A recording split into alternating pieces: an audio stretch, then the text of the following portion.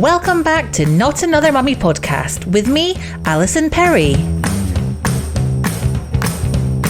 There is no denying that the conversation around race and activism is starting to slowly change. World events and movements like Black Lives Matter are hitting the headlines and entering into our everyday discussion between friends in a way that they weren't before. My guest today is a huge contributor to that conversation as one half of the anti-racism Instagram account, Everyday Racism. Along with her sister Natalie, Naomi Evans shares stories and educational posts focusing on how to be anti-racist.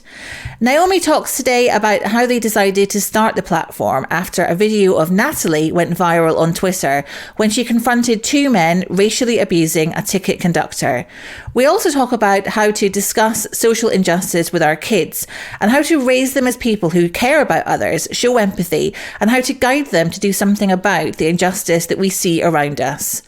Please do check out their Instagram account, Everyday Racism. It is so useful and may well help enrich your understanding of the anti-racism work that we all need to be doing.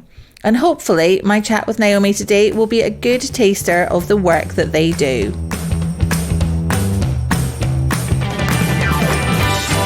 Welcome, Naomi. It is so lovely to have you join me today. How are you doing today? Oh, thanks, Alison. It's a real pleasure to be with you. Yeah, I'm good, thank you. And we should say that Natalie was going to be joining us, but she's feeling a bit poorly, isn't she? She was. She's got an awful migraine. So I'm representing both of us. And we're sending get well wishes to Natalie, aren't we? Yeah, absolutely. Yeah. So tell me a little bit about, I'm guessing that, the majority of people listening should have come across Everyday Racism on Instagram. But tell us a little bit about how it started, because it was a video that went viral that Natalie posted on social media, wasn't it, in May 2020? Yeah, absolutely.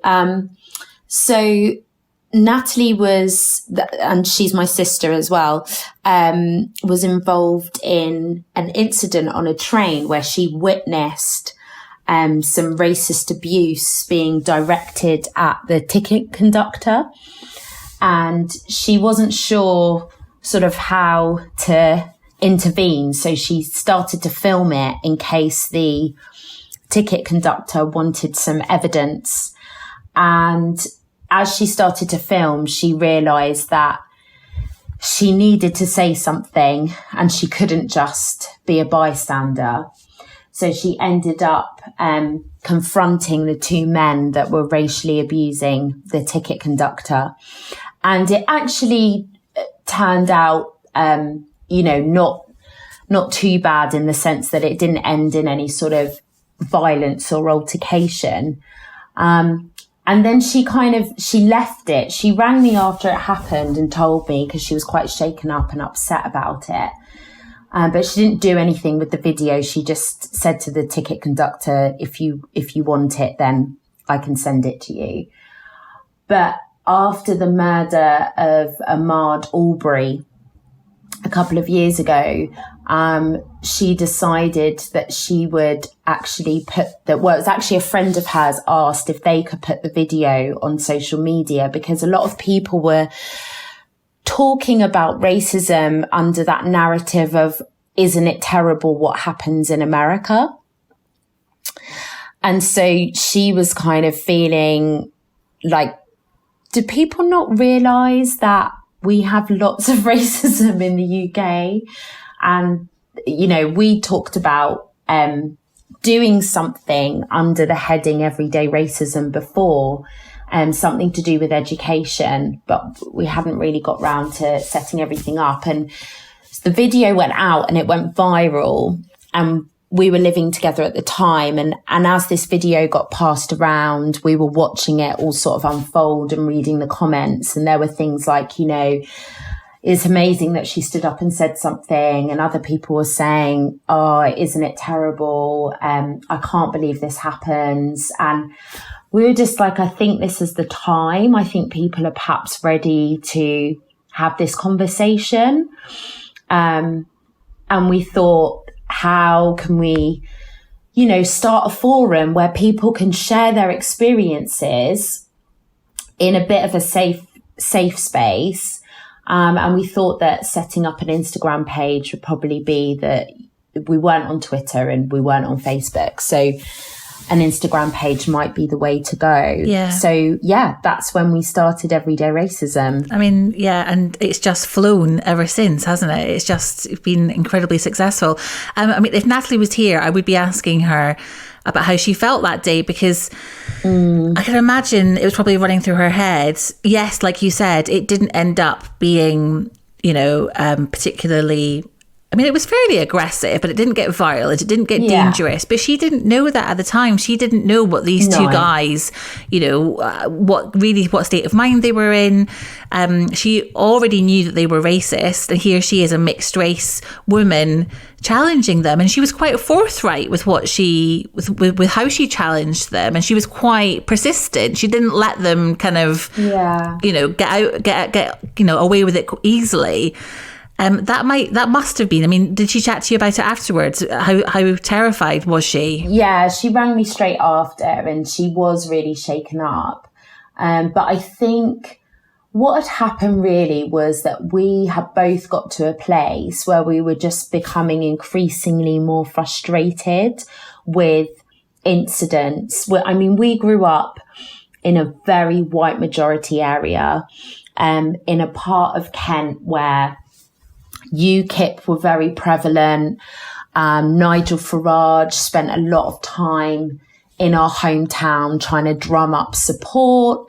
And we had grown up with quite a lot of racism around us and microaggressions from people around us. And I think over the years, it's just built up and up to the point where I think after particularly reading Why I No Longer Talk to White People About Race, we were both like, yeah, finally, this is something we can really relate to. And just increasingly frustrated with having to put up with things and not feeling like we could say something without it ending up being really awkward for us and really difficult for us. And so I kind of feel like for Natalie, it got to a point where that frustration kind of came out. It was like an adrenaline, and it all kind of came out in one go. And although it was really scary, and she was, it wasn't easy, it kind of had to be done. And for us, it's been a real process of healing and also processing things that have happened in our upbringing that's brought us to this point today. Yeah, that makes a lot of sense. And you mentioned earlier that when the video was published, there was reactions from people that were like, we can't believe this happens. Does that frustrate you? Because I see that a lot on social media. A black person shares their experience or an experience of someone else, and people like myself, white people, come along and very well-meaningly say, oh my goodness, I'm so shocked. I cannot believe this happens. And I imagine that must feel quite frustrating. Yeah, I think it can be, because when you've grown up with racism and you understand how it operates and how it shows up, you're just like, well, this isn't shocking at all. Like, I completely expect this and preempt it, and I can sense when it's going to happen. And so for people to say, wow, this is shocking, it just highlights how unaware I think people have been. I think it's feels slightly different now. There's been a shift, obviously, because we're talking about race in such an open way in this country, in a way that I've never seen before. Publicly in the media, I think people feel a bit more empowered to talk more openly, but you do still get, the response of, I can't believe it. And I think we need to move past that kind of, it's important to be outraged. I mean, of course, yes. You don't want to just accept these things, But I think you can sympathise with someone without expressing shock, can't you? Absolutely. I also think that it's probably, you used the word microaggression earlier, and I think that kind of sums up a lot of the problem. Is that these acts, these comments, these looks, they're so tiny that to a lot of people who aren't looking out for it, they're not. It doesn't make a difference to their day whether people are displaying racist microaggressions. So they're not going to pick up on these tiny things, but they're huge. No, and they're also massive. They're not directed at them either. Yeah. So they're not going to sense what it feels like to be othered in that way. But I think, certainly the microaggressions are the most common when we talk about that everyday racism. That is the way. Obviously, there's the bigger things as well, but that's the way that it shows up most commonly. And like you say, it can seem like it's small. So when you talk about an isolated incident, it can almost feel like, just you need to just forget about it or just move on. It's not a big deal. But when those things build up over time, then of course, they're going to have an impact. And it's really difficult sometimes to explain. So even though you know what it is and you completely sense it, explaining to somebody else that doesn't experience it can also be very difficult. Yeah. And, you said that that we're discussing race and racism a lot more. But with that comes the flip side, where you've got certain newspapers and, media outlets almost like ramping up the kind of the snowflake conversation, the woke conversation. And, that word woke has become layered with so many different interpretations. I know. I find it absolutely hilarious, actually, it's baffling. The way people use woke as some sort of insult. Because I'm like, well, first of all, do you even know the origin of the word and what it means? And it's related to social injustice. Yes. So you're basically saying that if you're woke, you're aware of the way injustice and prejudice affects other people. Well, I think that's a compliment. How could that ever be a bad thing? Yeah, but it's been twisted and it's completely used as an insult now. And that, like you say, the snowflake kind of comment. And I just think, I laugh about it because I'm like, well, actually, I do care about other people and I am interested in making sure other people feel included and, and comfortable. So if that's an insult, then I'll take it. Bring it on. That's all good. Okay, so let's talk about you and your sister and activism. When would you say that you first consider yourselves as being activists? Were you quietly challenging the world around you when you were young, growing up in a white majority area in Kent? Yeah, I think so. I don't think we've ever really labelled ourselves activists. We never really carried that title or applied it to ourselves, although I'm perfectly fine with it.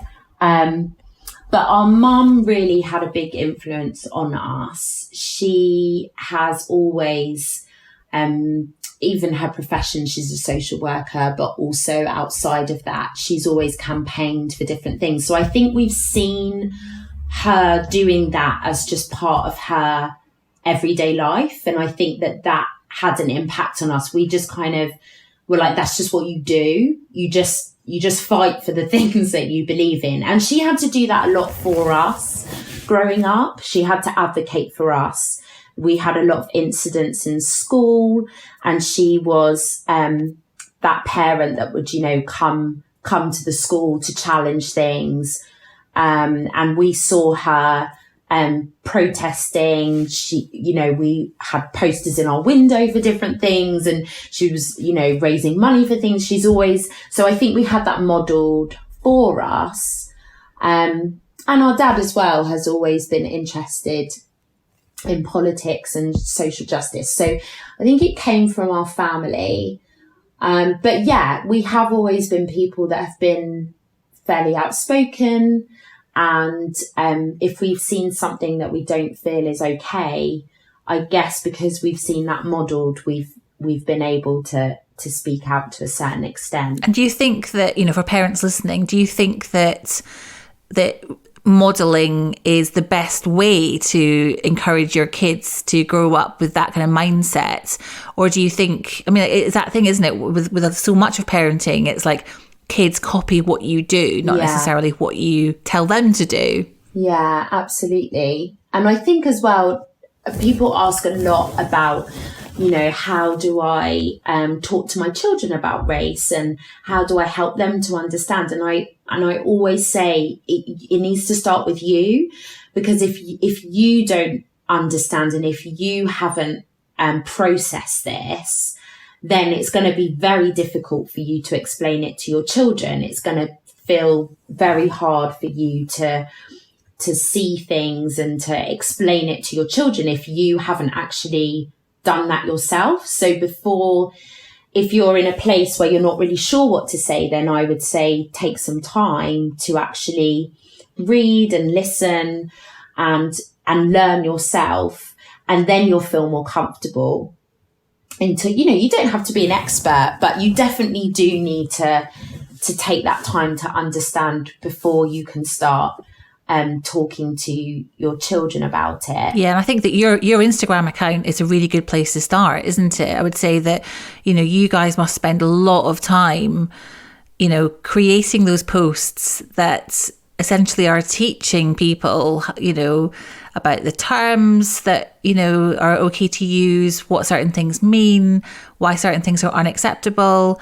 So, along with the Rennie Edo Lodge book that you mentioned at the start, those are, I think, really good places to go to really teach yourself, aren't they? Yeah. We always just say we're a real starting point. Like, if you're just not sure, then we've got book recommendations. We've got a whole resource list in our bio for children's books. Like there's so many resources out there now. Layla Saad's Me and White Supremacy is an amazing book to if you're just not sure where to start, that's a great one, because it's a 28-day guide to kind of take you through lots of the issues that you need to kind of think about.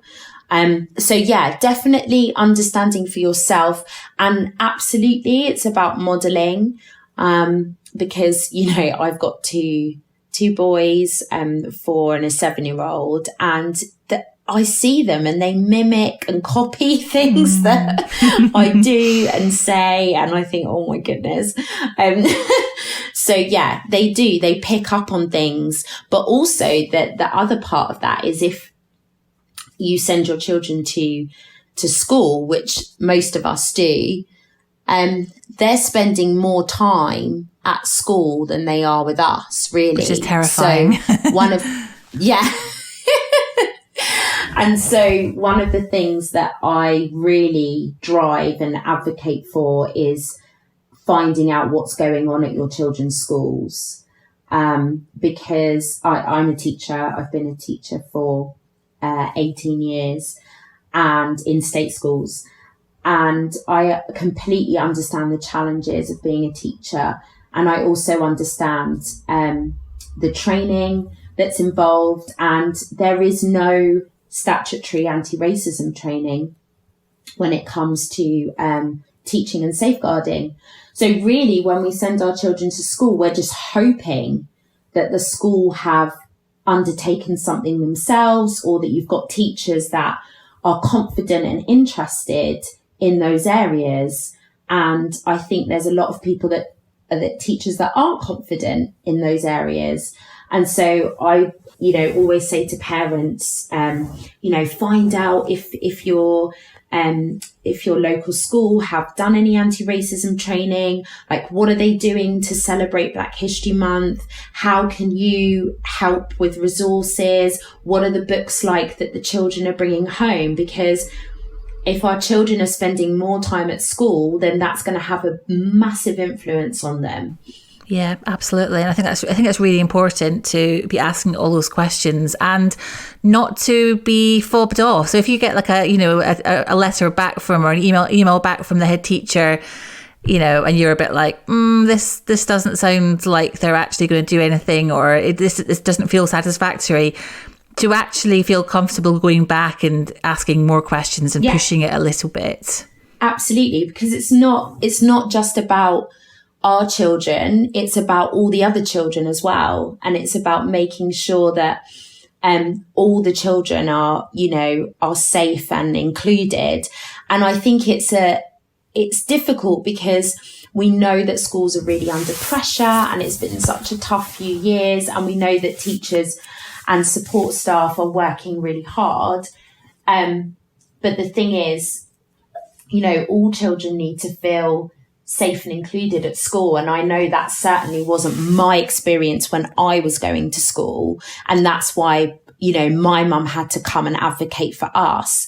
And unfortunately, I don't think lots has changed when it comes to anti-racism and people talk about diversity and inclusion. That's different to anti-racism. So yeah, I think that's something that we need to keep pushing and moving forward. That's a really good point. I'd never thought that actually there's a very big difference.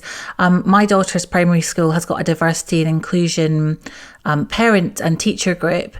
But it had never occurred to me actually that doesn't necessarily mean they're talking about anti-racism. No. That's actually two separate things. The other thing I was going to ask you about actually is a letter came out asking for, parents to get involved. And I was really torn because I was like, this stuff matters to me. I'm really interested in this.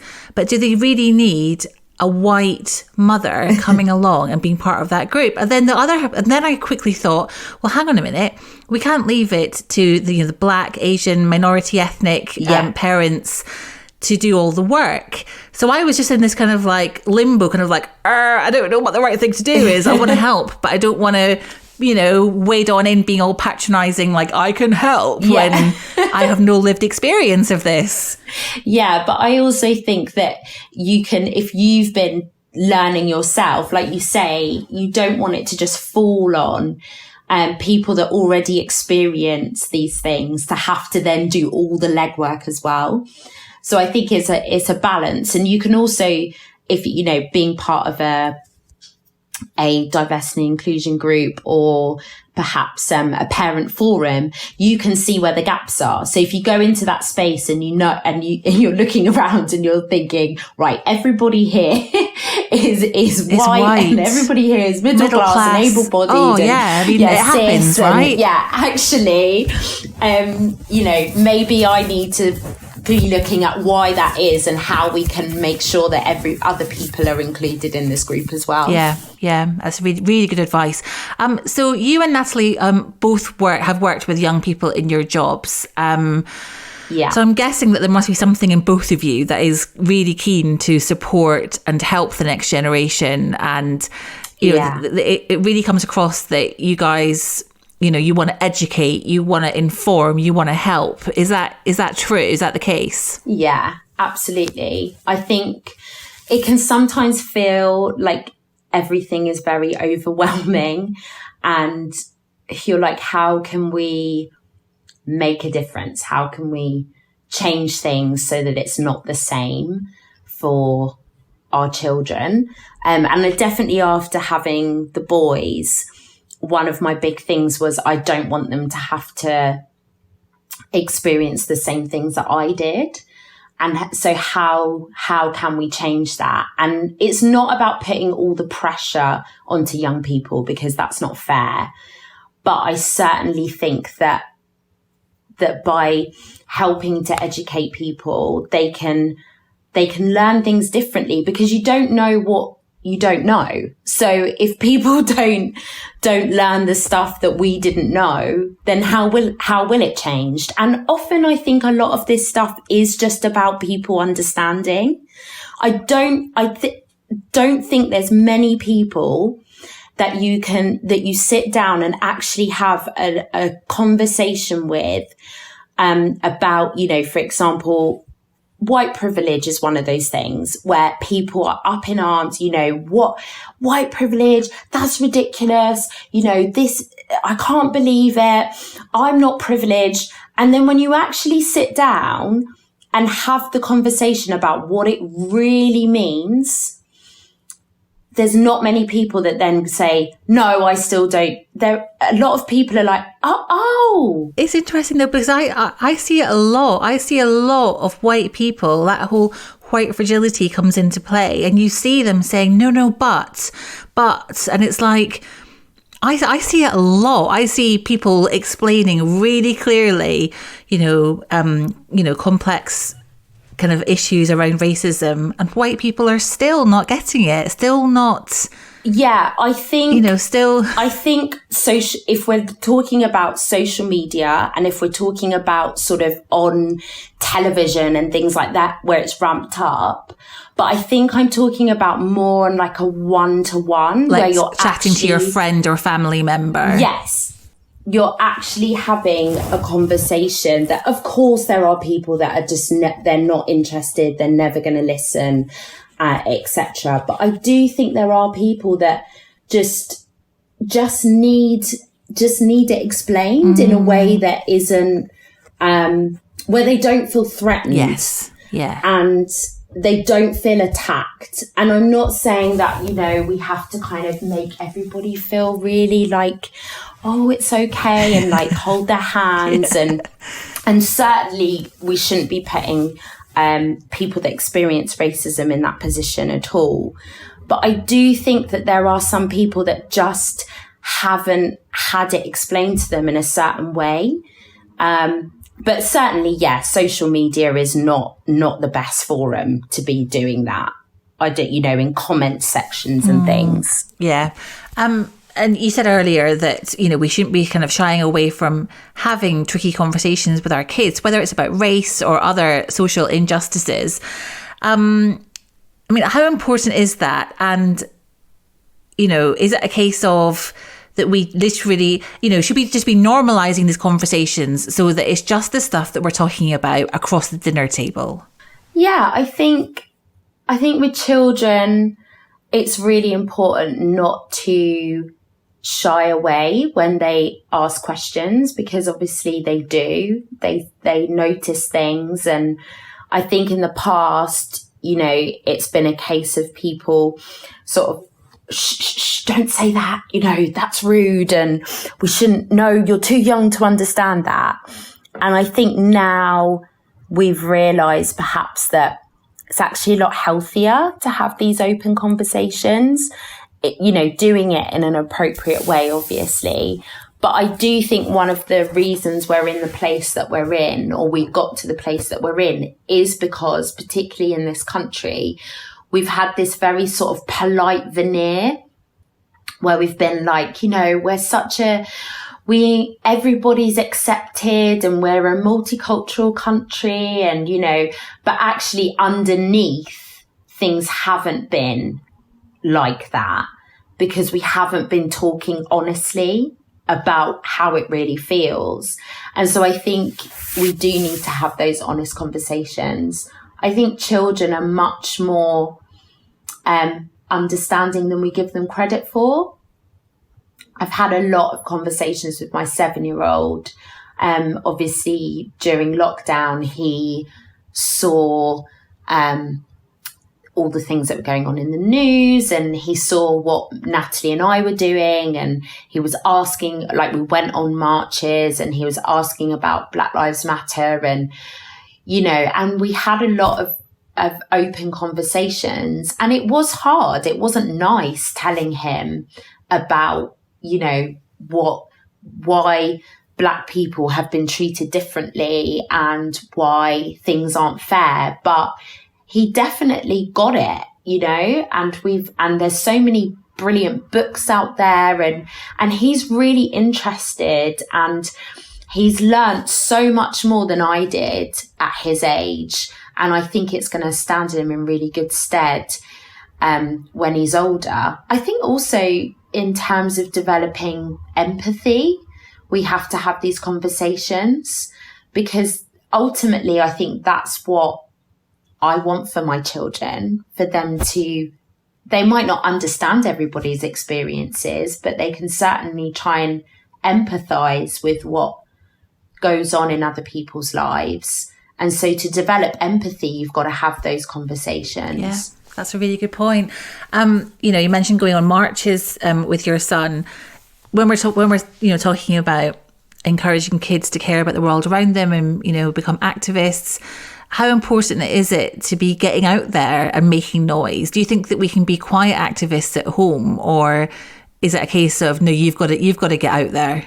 Yeah, I think there's all different ways that people can, we often think about activists as people who are being very public, holding placards, going on, and all of those things are good, and I think all of those things are important. But there are people that are doing lots and lots behind the scenes. And I think that I always say, use what you've got where you are. And so whatever your gifts, talents, strengths are, then turn those into something you can use for good. There are people that are amazing public speakers. There are people that are amazing writers. There are people that are brilliant at organization and admin, and, everybody's got different skills. Mm-hmm. And I think we need everybody to be, part of change, and we can all contribute in some way. Yeah. Yeah. And also thinking about small acts of activism that I guess kids can get involved with. So, even if it's something like taking up issues, with their school, at their school with teachers, whether it's no hand soap in the toilets or, a lack of variety in their PE lessons or whatever it is, encouraging them to have that conversation and raise issues. Yeah, absolutely. And our children will all be interested in different areas, and they will have things that particularly kind of affects their heart. And so, I remember once driving past the seafront where we live with my son, and he was talking about why people sleep on the streets, and we had a conversation about that. And he was before he went to bed, I could see there was something wrong, and he was like, I just keep thinking about those people, and I said, right, okay, so what can we do then? What can we do about that? Because it's important that we think about other people. And he was like, well, maybe, people are cold. And I said, okay, so then let's find out what's going on in our area where we can help make sure that people aren't cold if they are sleeping on the streets. And so we had this whole conversation, and it was led by him and what he felt impacted by and what had affected him. And it went from there. And so I think, we can be led by our children as well and help them to develop those skills, like you say, to have, do small acts, but actually as they grow older, they realize that their small acts can make a difference. Yeah, that's great. Now listen, tell me about your book, The Mixed Race Experience. It comes out in a few months, doesn't it? It does. It comes out in April. We've just handed in the last draft, so it's such a great relief before Christmas. I'll bet. So we wrote it together, and it's essentially a book that we were talking with one of our friends, and he said to us, he's a bit of a mentor to us, and he said, are you going to write a book off the back of everyday racism? And we were like, oh, we don't know. And there's so many brilliant anti-racism books out there. I don't really feel like that's the right thing to do. I think if you're going to write something, you want to be adding to the conversation. And there's already so many brilliant books. And he said, but do you know the book that he's black and his wife is white and they've got mixed race children? And he said, do you know the book that I want is the book about being mixed race. I'm raising 3 mixed race children and I'm black and I don't understand their experience. And he was like, that's the book you should write because that's your unique experience. And we came away and we kind of thought about it. And I said, I don't know. I don't know if it's the right time or, and And Natalie was like, I just feel like this is the book that our parents needed. And like, that was 30 years ago. So, so we talked about it, and so that's the book we've written, really. It's the book that we kind of wished we had growing up, that we could have read, that our parents and family could have read. And so we've interviewed lots of people, because I think a lot of people think of being mixed race or biracial as having one black parent and one white parent. And obviously that's not the case. So we try to interview people with lots of different heritages.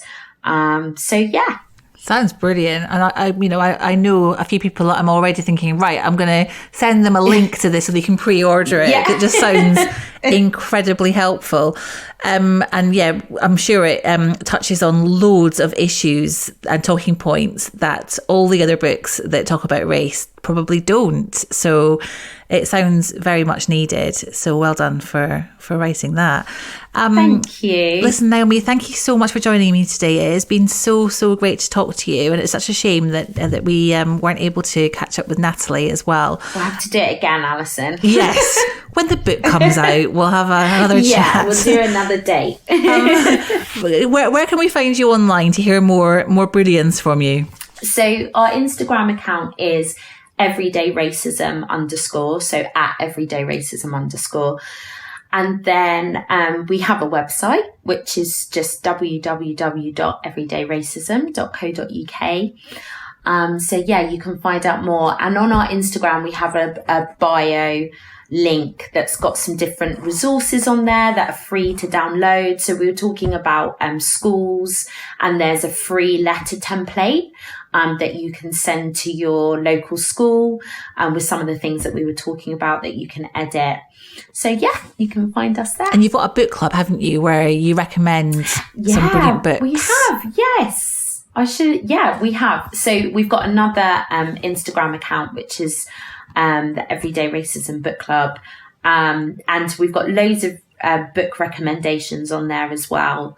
You can join the newsletter and join up to the book club, and we'll be launching it again ready for January. So it could be a good New Year's resolution. You just sound so busy. No, it does sound busy when I say all of that. So much going on. Oh my goodness. Well, listen, a heartfelt thank you for everything that you're doing, because the education that you are putting out there, the help, the support, it is so appreciated. So thank you so much. Oh, thanks, Alison. Thank you for supporting us, because you've been with us for a long time. And we appreciate that. No worries. Thank you very much for joining me. It's been great. Take care. Bye.